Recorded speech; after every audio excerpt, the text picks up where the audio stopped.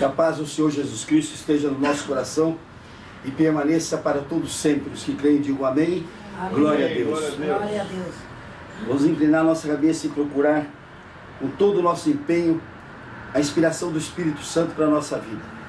Ó Espírito Santo de Deus, nós te pedimos, ocupa o nosso coração, ocupa a nossa vida. Vem nos orientar, vem nos dar a sua luz, a sua graça, vem nos dar o teu conhecimento, o teu ensinamento. Vem, ó Espírito Santo de Deus, nos conduzir por este mundo, para que nós conheçamos qual é a perfeita, agradável e boa vontade de Deus. Ó Espírito Santo de Deus, a tua promessa é de que tu serás lâmpada para os nossos pés, luz para o nosso caminho, e que tu nos instruirás com os teus próprios olhos. Nós te pedimos, dá-nos o conhecimento cada vez maior, para que nós possamos trilhar este mundo com a vitória e com o sucesso que é a promessa de Cristo em nossa vida, a promessa de vida em abundância, toda cheia de vitória e de progresso. Quem assim crer, diga amém. Glória a Deus. Glória a Deus. Digamos todos, Senhor Jesus, nós estamos reunidos aqui agora no teu nome. Vem cumprir a tua promessa, vem estar conosco. Sintamos a presença do Senhor Jesus, presença real, viva, a presença constante dele em nossa vida. Sintamos essa presença e aproveitemos esses instantes para pedir, para confessar a ele os nossos pecados. Digam todos comigo, Senhor Jesus, nós lhe confessamos todos os nossos pecados, as nossas faltas, as nossas transgressões, os nossos erros, e nos arrependemos dele, e te pedimos perdão, Senhor. Perdoa-nos, Senhor Jesus. Citamos agora o perdão do Senhor Jesus, que nos dá esse perdão toda vez que nós nos dedicarmos a ele, toda vez que nós entregarmos a ele o nosso pedido de perdão. Toda vez que nós nos arrependermos com o propósito de não pecar mais, Jesus nos perdoa. Agradeçamos a ele esse perdão. E todos digam comigo, Senhor Jesus, nós declaramos que te recebemos em nossa vida como nosso único Senhor, como nosso único Deus, como nosso único Redentor. E te declaramos filhos de Deus vivo. Neste momento, quando nós declaramos o Senhor Jesus, Filho de Deus, ele nos confessa diante do Pai, e lá nós tornamos também filhos de Deus, segundo a promessa do Senhor Jesus. Os que creem, digam amém, digam glória a Deus. Nós fomos surpreendidos ontem com uma notícia maravilhosa, que parece que não tem nada a ver com o nosso programa, mas tem. Justiça reconhece a patente de um brasileiro do BINA. A Justiça reconhece a patente do BINA. O que seria importante para nós entendermos essa notícia aqui? Esse cidadão aqui, aos 72 anos, que ganhou a patente do BINA, ele a inventou há 20 anos atrás. E quando ele inventou esse sucesso que é a BINA, que todo mundo conhece, a BINA é aquela gravação do número do telefone que nos está ligando do celular. Todos nós, como temos celular, a gente sabe quem está nos ligando. Ele inventou esse registro. Foi ele que inventou a BINA. E ele inventou também outras invenções telefônicas que, afinal de contas, as operadoras tomaram dele simplesmente na mão grande e colocaram nos seus aparelhos e colocaram no seu serviço.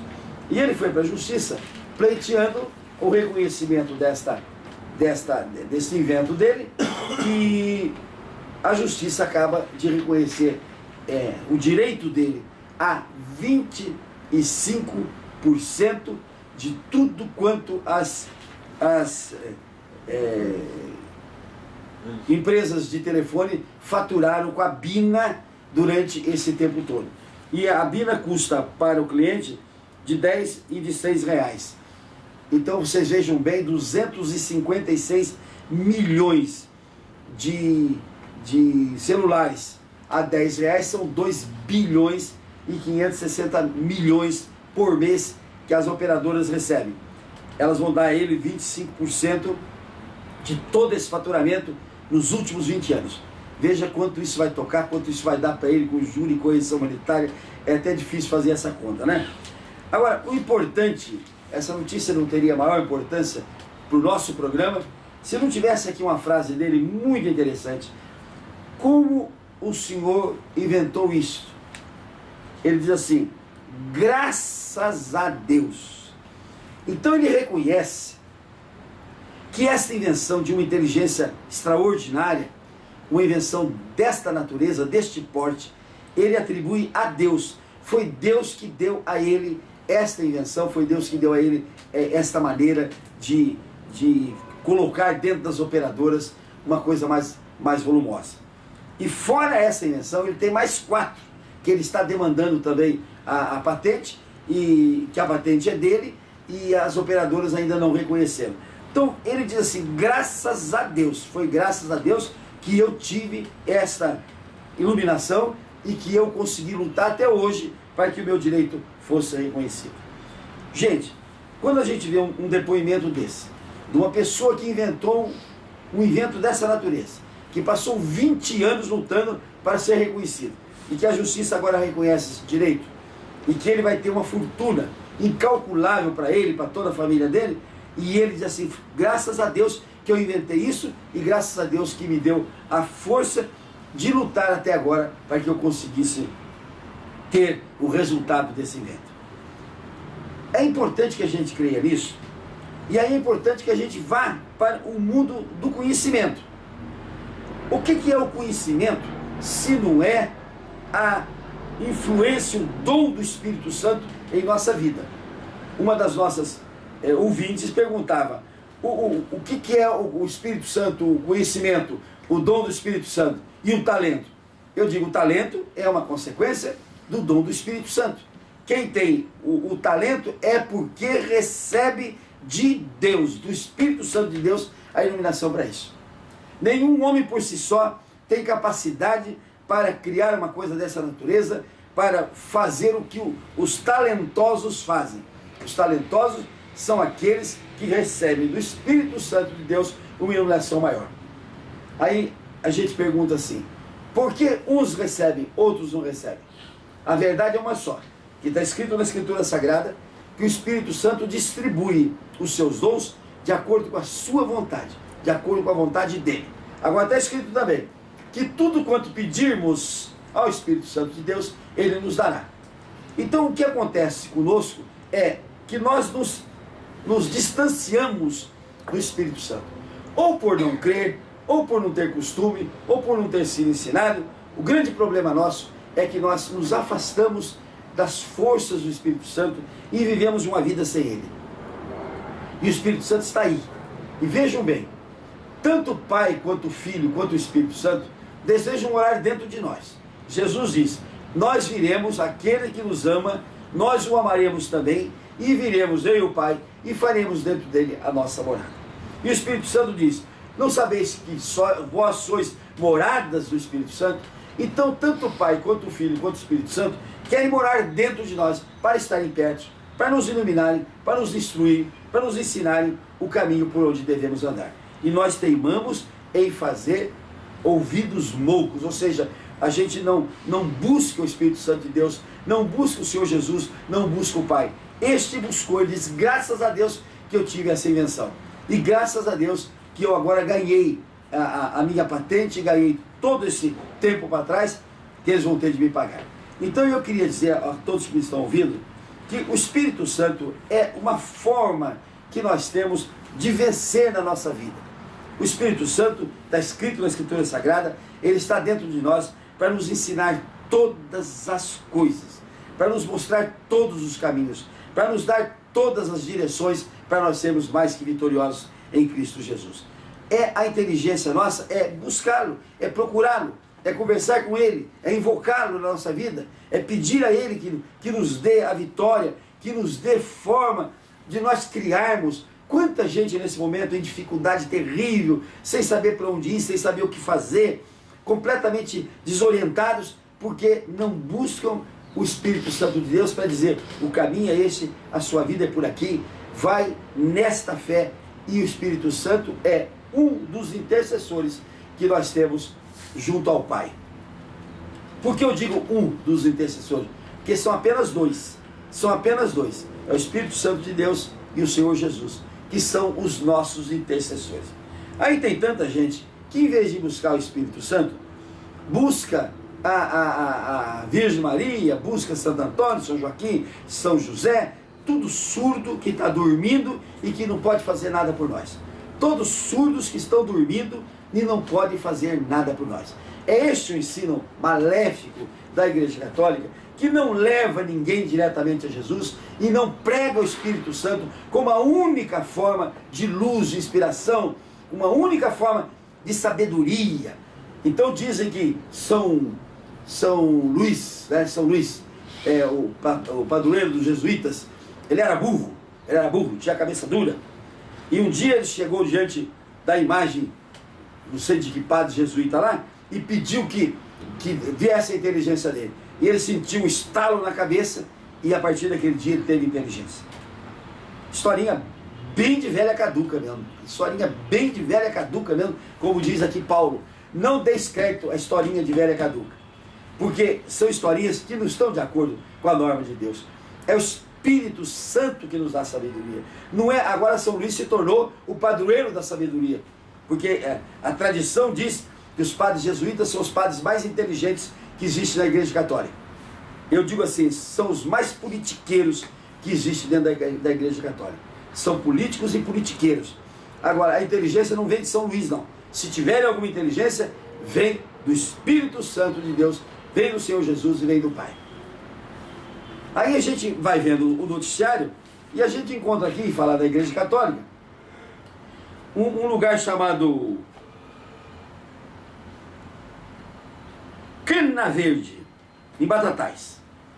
Batatais tem uma igreja chamada Bom Jesus da Cana Verde. Bom Jesus da Cana Verde, né? E é no centro de Batatais. E lá o nosso pintor Portinari pintou uma série de quadros que diz o padre que vale hoje 30 milhões de dólares. 30 milhões de dólares. E ele está em cima da prefeitura, para a prefeitura reformar os quadros que estão deteriorados, que estão sofrendo ação do cupim, que estão perdendo a tinta. Então está escrito aqui, ó: padre diz que fechará a igreja com os Portinares dentro, porque são mais ou menos 3.500 visitantes mensalmente lá, né? 3.500 visitantes mensalmente lá, que visitam esses quadros, porque é um ponto turístico da cidade, e então precisa de 600 mil reais para fazer a recuperação desses quadros. E o prefeito briga na justiça, dizendo que ele, como prefeito de todos os credos, ele não pode dar um dinheiro desse para a Igreja Católica, que é dona dos quadros, porque assim ele teria de dar também para todos os templos da cidade. Ele teria de dar dinheiro para todos os templos da cidade. E ele diz que o dinheiro público não é para essas coisas. O dinheiro público é para atender as necessidades dos pobres, é para fazer casa popular, é para calçar a cidade, é para dar maior vantagem ao pessoal da cidade. Aí eu não sei, esse padre que é dinheiro da prefeitura, se visitam lá 3.500 pessoas todo mês, eu tenho a impressão que com um pouquinho mais de 10 reais cada um, ou 10 reais cada um, ou 5 reais cada um, em 2 meses ele tem o dinheiro. Ele está brigando já há 5 anos com a prefeitura, vai receber esse dinheiro. Ué, quem quer ver o quadro, quem gosta de quadro, quem gosta de ver obra de Portinari, paga para ver, ué. Como é que não? Paga para ver. Agora, por que o município tem de gastar esse dinheiro? E se tiver lá 30 igrejas, todas elas vão querer o dinheiro, como é que fica? Então, o prefeito está correto, o prefeito está certo, o prefeito está muito certo. Não se dá dinheiro para credos. Os credos têm força para obterem o dinheiro para as suas necessidades. E aqui, diante de um patrimônio desse, por que o padre quer dinheiro da prefeitura? Uma prefeitura pobre, uma prefeitura que não tem dinheiro, uma prefeitura que não pode pagar. Então, E quadro, gente, quadro é uma coisa que Deus proíbe. Imagem, quadro, tudo isso Deus proíbe. Então não vamos pagar nada da prefeitura, que afinal a prefeitura também recebe dinheiro do governo federal, recebe dinheiro do Estado, e isso tudo embola para acertar um problema da igreja. Acho que não deve dar, o prefeito está muito certo, não se dá dinheiro. Eu acho que não se pode dar dinheiro a coisas que não são de interesse público, e creio que as obras de Portinari. Por que a igreja não vende essas obras então e não distribui lá para fazer a caridade naquela cidade? Quantas casas populares, quer dizer, não destrói a obra de Portinari, vende a obra de Portinari e faz casas populares que a igreja podia patrocinar em Batatais. Agora, a coisa mais triste que nós temos no dia de hoje é essa notícia aqui. BNDES emprestou 336 milhões de reais esse ano para a indústria do fumo. Aliás, em 5 anos, a indústria do fumo. Olha, o Brasil é signatário de um tratado internacional de combate ao tabagismo. O Brasil assinou lá. O presidente da República, através do seu ministro do exterior, assinou um tratado de que iria combater o tabagismo. Iria combater o tabagismo. Agora, veja que situação. Então, o Brasil vai, o BNDES, pega 336 milhões e financia a indústria do fumo. Financia a indústria do fumo. Dá oportunidade à obra que não é de Deus, a obra que é demoníaca, a obra que prejudica as pessoas, a obra que faz as pessoas ficarem doentes. Depois o Brasil vai gastar milhões de reais nos hospitais para salvar a vida dos que fumam, dos fumantes, que tem câncer no pulmão, que tem toda a série de doenças no pulmão. Ora, porque se existe um alagamento num determinado lugar, como é que a gente seca esse alagamento? Tirando da fonte a água que jorra. Não adianta eu limpar calçada se a torneira estiver aberta. Eu vou enxugar a calçada com a torneirona aberta. Nunca vou secar a calçada.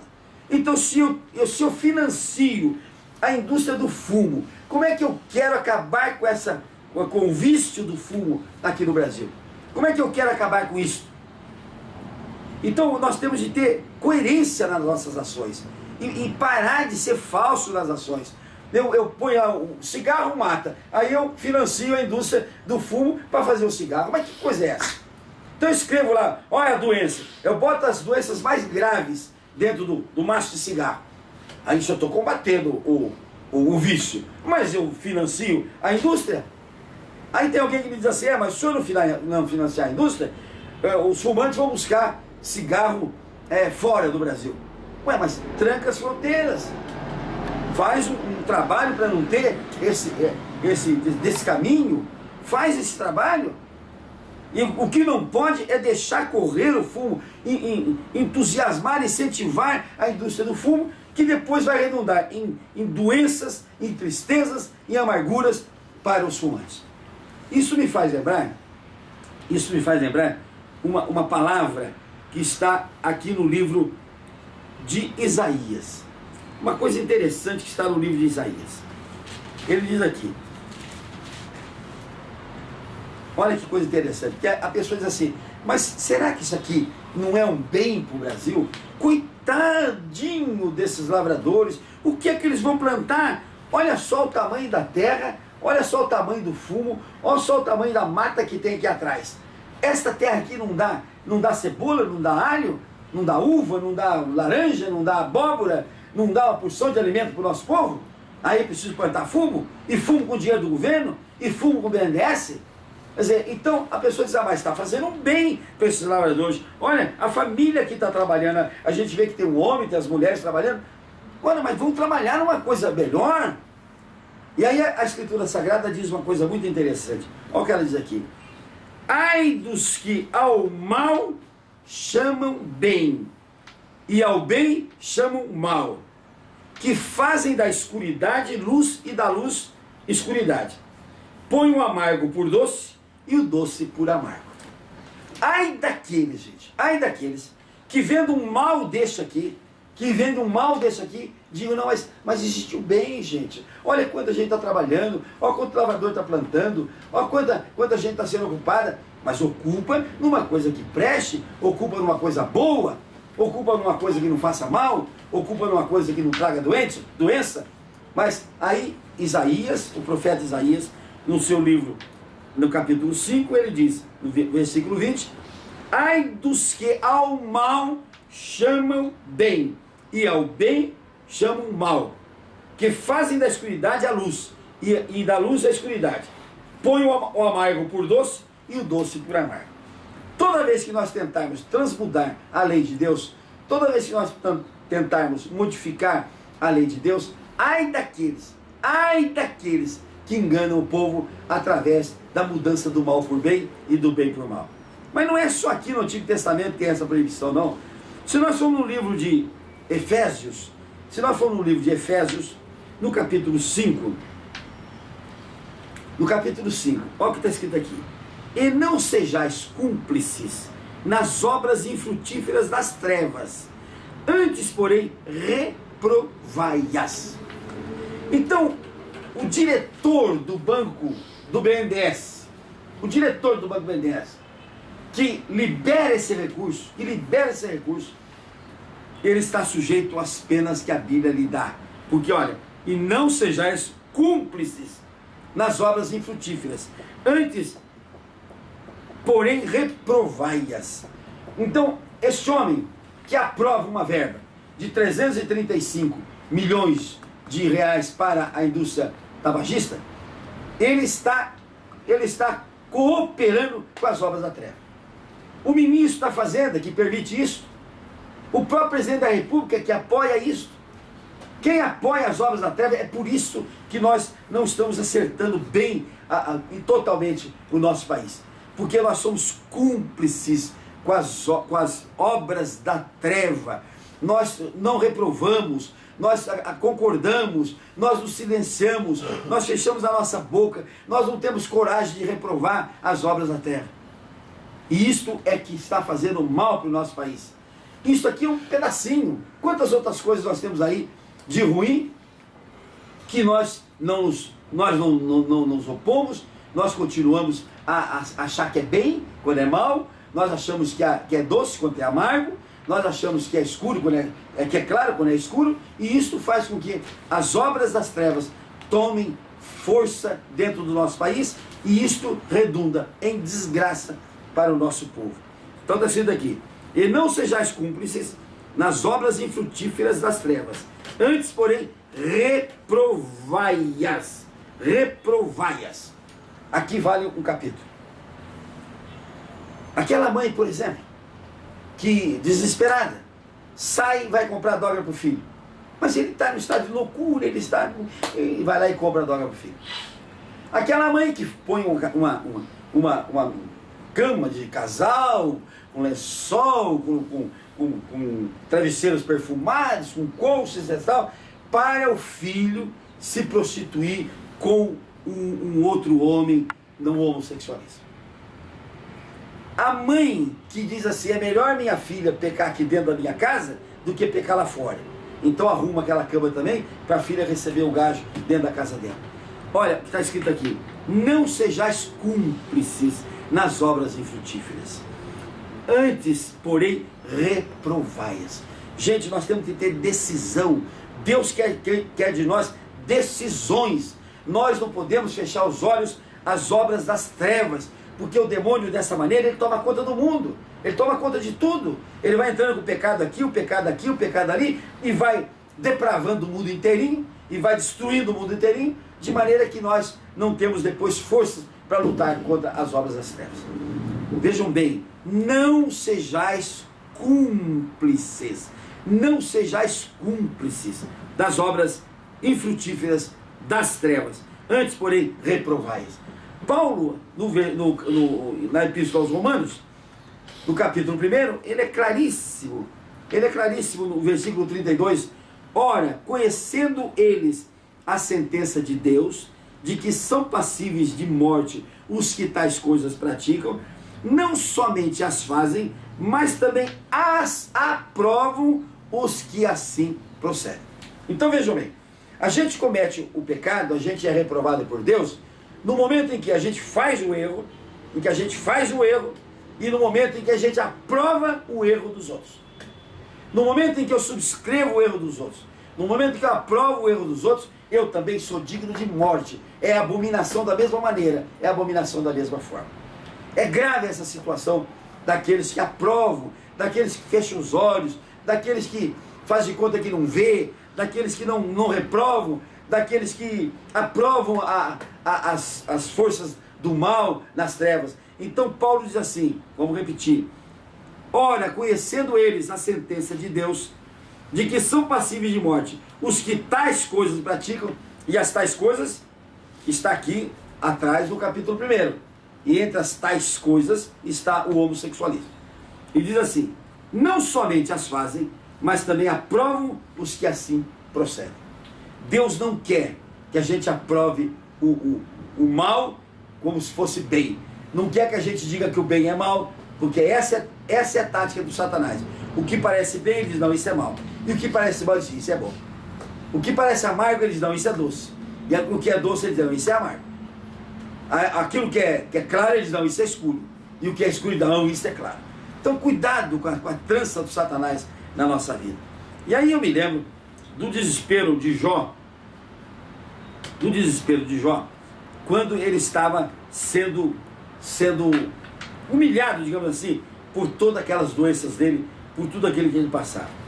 Então ele diz assim, para aqueles que pensam que Deus manda dor, que Deus manda doença, que Deus manda enfermidade, que Deus coloca a gente numa cama, que Deus estraga o nosso pé, que Deus estraga a nossa mão, que Deus nos põe toda a série de doenças. Olha o que ele diz assim: pelo que vós, homens insensatos, escutai. Isso é Jó que está falando. Aliás, Eliú que está falando a Jó, no capítulo 34 do livro de Jó. Longe de Deus o praticar ele a perversidade. Por isso que Deus não aprova, não gosta da perversidade. Porque ele não a pratica. Em nenhum caso ele pratica a perversidade. Em nenhum caso ele pratica a dor na nossa vida. Então ele não quer que ninguém pratique também. Longe de Deus o praticar a perversidade e do Todo-Poderoso cometer injustiça. Pois retribui ao homem segundo as suas obras e faz a cada um toque segundo o seu caminho. Na verdade, Deus não procede maliciosamente. Na verdade, Deus não procede maliciosamente, nem o Todo-Poderoso perverte o juízo. Vejam, Deus não procede maliciosamente. Deus não traz doença, nem dor, nem enfermidade. Deus não traz nada que nos prejudique. E aqui é muito interessante a gente observar o que está escrito aqui. Se nós ouvirmos e servirmos a Deus, acabarão os nossos dias em felicidade e os nossos anos em delícias. Porém, se nós não ouvirmos, serão transpassados pela lança e morrerão na sua cegueira. Se nós ouvirmos a Deus, e não é só aqui que ele disse, não. Se nós formos no livro de Isaías de novo, no capítulo 2, no capítulo 1, está escrito assim: se quiserdes e me ouvirdes, comereis o melhor da terra, mas se recusardes e fordes rebeldes, sereis devorados à espada, porque a boca do Senhor o disse. Eu posso escolher entre a vida e a morte. Eu posso escolher entre a bondade de Deus e os desígnios de Deus. Eu posso viver uma vida de Fausto, de alegria, com o Espírito Santo. Se eu não quero ouvir, se eu não quero seguir, se eu não quero fazer nada, eu vou comer o pior da terra. Eu vou amargar na minha boca o pior da terra. Agora, se eu ouvir a Deus, se eu ouvir a sua palavra e se eu segui-lo, eu vou comer o melhor da terra. Esta é a promessa de Deus na nossa vida. Os que creem, digam amém. Digo glória a Deus. Glória a Deus. Vamos orar agora para que Jesus nos ensine o caminho de ouvi-lo, o caminho de segui-lo e o caminho de obedecer os seus mandamentos, para que nós tenhamos uma vida frutífera e que nós não sejamos cúmplices com as obras das trevas, as obras infrutíferas da terra. Ó Senhor Jesus, nós te pedimos, fortalece, Senhor Jesus, o nosso coração, fortalece a nossa mente, Senhor Jesus, fortalece a nossa vida, para que nós não sejamos cúmplices das trevas, Senhor Jesus, e para que nós saibamos afastar de nós toda a aprovação do mal, toda a aprovação da coisa errada, toda a aprovação daquilo que lhe ofende, toda a aprovação do pecado. Senhor Jesus, faz com que nós tenhamos uma vida totalmente afastada do erro, uma vida afastada do pecado. Nós te pedimos no santo nome do Senhor Jesus. Oremos agora o Pai Nosso. Pai nosso que estais no céu, santificado seja o teu nome. Venha a nós o teu reino, seja feita a tua vontade, assim na terra como no céu. O pão nosso de cada dia nos dai hoje, e perdoa as nossas dívidas, assim como nós perdoamos aos nossos devedores, e não nos deixes cair em tentação, e nos livra, Senhor, de todo mal, porque teu, Senhor, só teu, é o poder, o reino, a honra e a glória, para todos sempre. Amém. Vamos aplaudir o Senhor Jesus? Vamos nos ungir e vamos para a vitória.